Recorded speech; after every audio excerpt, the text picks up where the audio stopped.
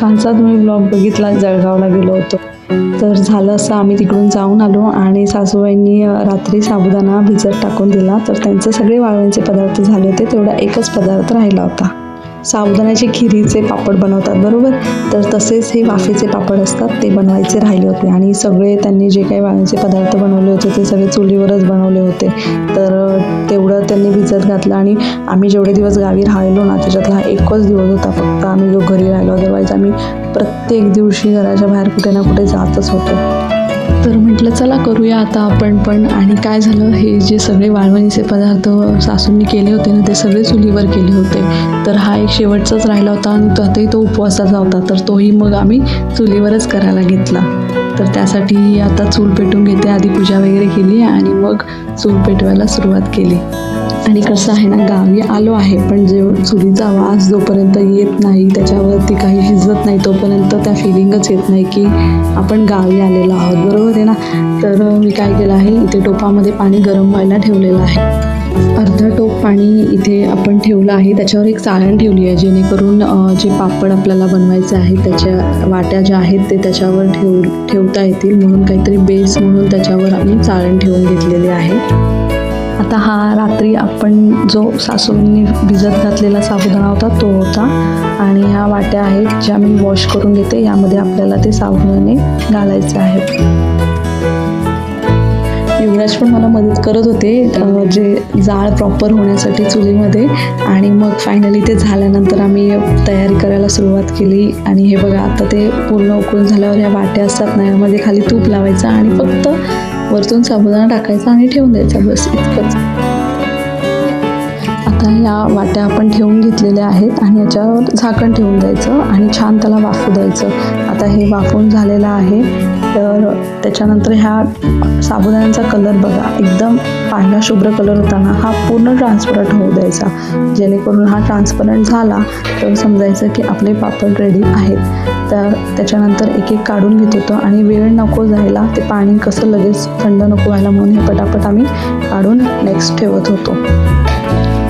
आता हे ठेवतोय तोपर्यंत सांगते, आपल्या चॅनलला नवीन आहे आणि तुम्ही व्ह्यूअर्स नवीन आहात, पण तुम्हाला जर आपले असे व्लॉग जर बघायचं आवडत असेल तर सबस्क्राईब मात्र नक्की करून जा हां. या सुट्टीमध्ये त्या सासू येऊन आहेत ना, 1 महिना झालेला आहे ऑलरेडी. तर त्यांनी 1 महिन्यामध्ये बरेचसे वाळवणीचे पदार्थ बनवलेले आहेत. तर त्यामुळे त्यांनी आता हे आम्हाला जे काही आहे आता हा लास्ट फायनलवाला, तर ते आम्हाला दाखवून दिलं. आणि नंतर मग आम्ही दोघांनी फटाफट ते काही थोडेच होते तर ते आम्ही रेडी करून टाकले. त्यांनी एकदा दाखवून दिलं होतं आम्हाला की कसं हे सगळं करायचं आहे. तर बघा, आता हे आम्ही पुन्हा सगळं ठेवले, नेक्स्ट बॅच असं करत आम्ही हे कंप्लीट केलं. तुमच्याकडे हे सगळे पदार्थ कसे बनवतात, म्हणजे खास करून हे वाफेचे पापड जे आहेत ते कसे बनवतात ते तुम्हाला माहीत असेल तर कळवा. कारण की बघा, हे जे मी वाटीमध्ये ठेवले होते ना, हे काय होतं खोल असल्यामुळे वाटी ते काढायला डिफिकल्ट जात होते मला. आणि ती जर आपण पलटी गेली ना तरी पण ते खूप असे काही क्लिअर निघत नव्हते. आता माझं हे फर्स्ट टाईम असल्यामुळे माझं एरर वगैरे होते ह्याच्यामध्ये बरेचसे, पण तरी पण असं नाही की प्रॉपर एकदम जमलेच ते. फक्त एवढंच की आकार त्याला एवढा व्यवस्थित आलेला नाही.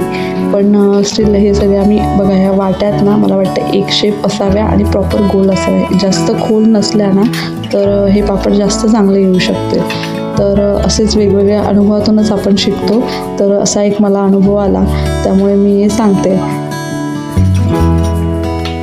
आणखी एक गोष्ट अशी ना की आपण हे ना असं एकदम मोकळे टाकले होते, बरोबर आहे. तर तसं नका टाकू. मी नंतर काय केलं की प्रॉपर आहे ना त्याला प्रेस करून टाकले.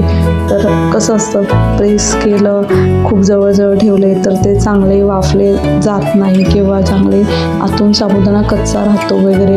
पण असं काही नाही बघा. आता हे मी काय केलं होतं की चांगले प्रेस करून त्याला भरले, तर एकदम इझिली तो साबुदाणा निघाला. आणि आपण चांगल्या खूप हीट केलेल्या पाण्यामध्ये ते ठेवतो तर ते चांगले वाफून शिजतातही, असं काही नाही आहे की ते शिजत नाही किंवा काही. नंतर मी याला तळूनही बघितले तर ते खूप छान आतपर्यंत व्यवस्थित तळले गेले आणि प्रत्येक साबुदाणा छान फुललेला होता. तर हे तुम्ही तसंच करा की त्याला थोडंसं टाकल्यानंतर थोडं प्रेस करा त्याच्यामध्ये आणि प्रॉपर जागा न ठेवता व्यवस्थित केलं ना तर हे खूप छान होतात.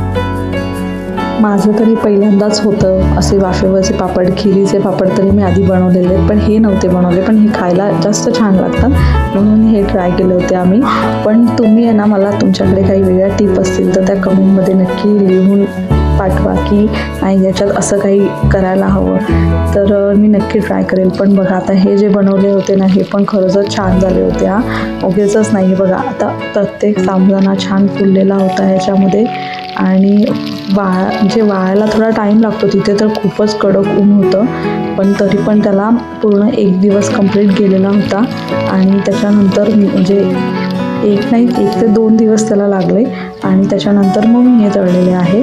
तर खरंच खूप छान झाले होते. आणि मी काय केलं, जे साबुदाणा असतो ना त्याच्या खाली जो मोकळा राहतो ना त्याचा चिवडा पण बनवू शकतो आपण.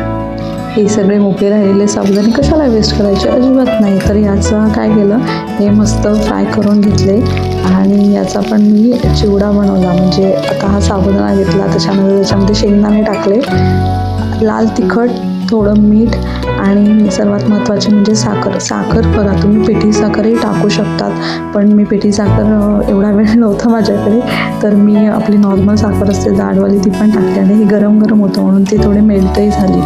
तर हे बघा असा कुरकुरीत लागत होतं.